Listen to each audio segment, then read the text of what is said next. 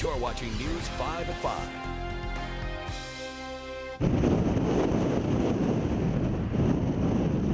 Boy, it's a sound all too familiar today. Strong winds, some gusts in excess of 70 miles an hour pounding southern Colorado, pushing the fire danger even higher. The hot, windy conditions have fueled some grass fires. The gusts have produced power outages, traffic issues, trees being knocked down. Now, here's some new pictures just into the newsroom. Certainly a busy day for firefighters here in Pueblo West. Crews battled a few hot spots today. City says a 4-acre fire threatened 2 homes. Firefighters made quick work of this threat. No homes damaged, no injuries are reported. And here's some video just into the newsroom as well. Within the last hour, we've confirmed this fire in Fremont County now under control. It sparked this afternoon near the area of Mackenzie Avenue and Grandview. Firefighters tell us no buildings are damaged. Crews are in the mop-up stage. No word tonight on the cause of the fire and the amount of land burned. We'll keep you updated as we learn more information. Good evening, everyone. Thanks for joining us here on News 5 at 5. I'm Rob Quirk. Lisa is off tonight. It is a weather alert day. We have team coverage on the conditions so you can stay safe. Mike tracking the red flag warning in First Alert 5. Our crews live in the Springs in Pueblo County. Let's start, though, with News 5's Bill Folsom with more on this dangerous wind pattern today. Bill? Yeah, Rob, a lot of today, it has been like this. Hold on to your hat, deal with messed up hair. But in some areas, like here on the west side, going up Highway 24 to Woodland Park, well, they've been dealing with power outages, also a lot of damage. Check this out. This stump is what's left of a tree blown over. At one point, it was blocking one lane of the highway. CDOT crews made quick work of getting it out of the way. Still, it was work where they had to hold on to their hard hats. Because the wind knocked out power, stoplights were at multiple intersections on the highway. At the turn to Pikes Peak, a state patrol trooper had to direct traffic. The owner of the Wines of Colorado shop says they've been in Cascade for 18 years and he doesn't ever remember gusts like today. They lost power and couldn't serve customers, but suddenly still had a major cleanup job. A gust shattered all 3 sets of sliding glass doors at the front of the shop. Well, it just happened so quick, you know, we just didn't know what happened. I mean, it was just boom, all of a sudden, you know. Gust of wind, I don't see any rocks or anything that went through the windows or anything. Now, because the power was out in that area, there were several of the small shops around there that simply put up signs saying they had to close.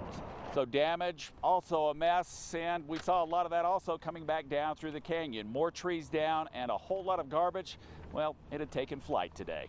In Colorado Springs, Bill Folsom, News 5.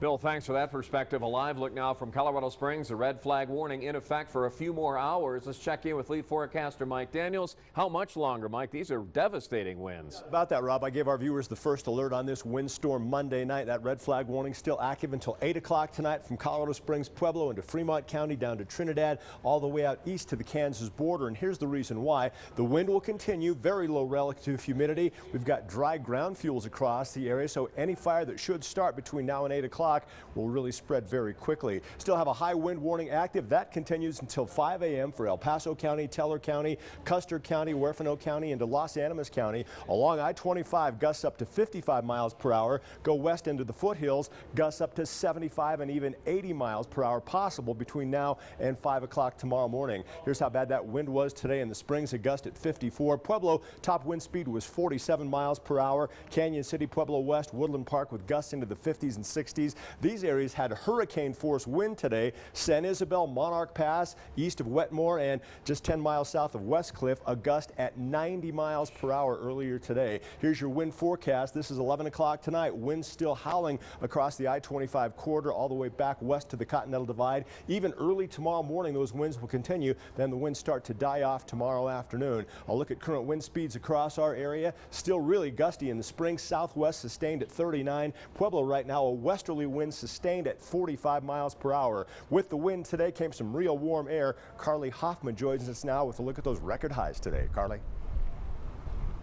Well, that's right. These gusty winds, obviously a huge player in the weather story today, but we also saw this record-breaking heat earlier, and now these downsloping winds, not uncommon to warm us up this time of year, but some years are just warmer than others. Today we saw highs in the 70s and 80s across the region. Colorado Springs has seen a high of 73 degrees, and that breaks the record set back in 2004 of 66. Pueblo, though, hasn't seen temperatures this warm on this day since the the 80s, 1986 to be exact, where the record was set at 73 degrees, and today we shattered that by far with a high of 81. Other areas in southern Colorado that broke records include the city of Alamosa at 61 degrees. Now, we are seeing these warmer temperatures throughout the day today, and of course those gusty winds cooling things down, but the silver lining with these gusty wind days, it makes us feel that much closer to summer. In Colorado Springs, Carly Hoffman, News 5. Back.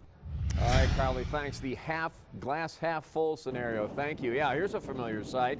The wind also blowing those nasty tumbleweeds back into town. While our crews were driving along I-25, they found the pesky tumbleweeds moving across the highway, sticking wherever they could. Fences on the east side of the interstate between Walsenburg and Colorado City inundated with the weeds, and the pile just kept growing with each gust of wind. Well, the strong winds definitely creating a difficult drive for truck drivers. Here's a new photo into our newsroom. This is of a semi that was blown over along I-25 south of Walsenburg, which temporarily shut down that stretch of the northbound lane. It is now back open. The State Patrol warning all drivers, though, use caution if you're on the roads tonight. News 5's Lena Howland joins us live in Pueblo County, continuing our coverage. And Lena, you spoke with some of those drivers who braved the windy conditions today. Well, many of the drivers we spoke with today told me they could actually feel their trucks swaying back and forth on the highways. Even here in Colorado City, many of the trucks we're seeing here today actually pulled over just to catch a quick break from that wind on the highways. But further south of town near Walsenburg, we found the wind only got stronger. At least a dozen semi-trucks were pulled over there earlier this afternoon because of the wind. Not willing to risk it, some even finished their drives for the day there. We spoke with one driver towing a mobile home more than 80 feet long, and he says he pulled over as soon as he started to feel the wind start to sway his truck. It's real windy. It's dangerous out there for the public and for the load, so, you know, safety's our first concern.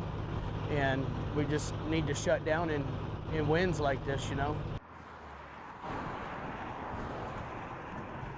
Signs all the way down I-25 south to the New Mexico border were lit up, warning drivers about the high wind advisory in effect for high-profile vehicles. Now, coming up tonight at 6, we'll hear from the other drivers that were actually trying to dodge these semi-trucks on the highway all day long today. For now, live in Colorado City, Lena Howland, News 5.